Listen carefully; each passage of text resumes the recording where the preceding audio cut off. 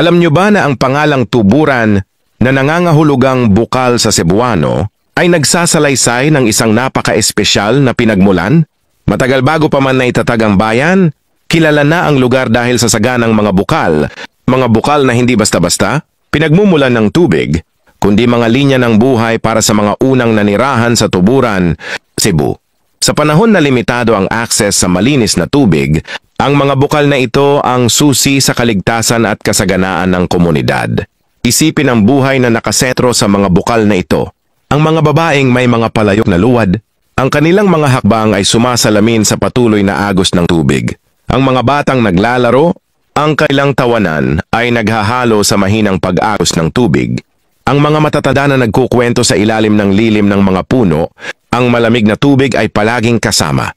Higit pa sa pag-inom, ang mga bukal ay ang puso ng komunidad, ang sentro ng pakikisalamuha at ang pinagmumulan ng buhay mismo.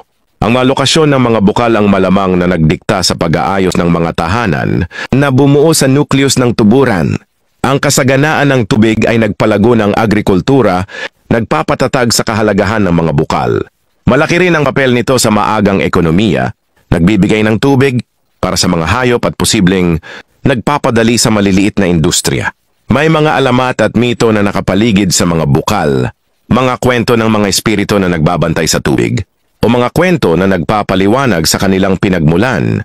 Ang mga kwentong ito, kahit na pinalamutian na sa paglipas ng panahon, ay sumasalamin sa malalim na paggalang at pag-asa ng komunidad sa mga likas na yaman. Ang mga bukal ay hindi lamang heograpikal na tampok. Ito ang puso ng pagkakakilanlang pangkultura ng tuburan na nagbibigay hugis sa kasaysayan, mga tao at pangalan nito. Upang maunawaan ang tuburan, kailangan nating maunawaan ang kwento ng tubod nito.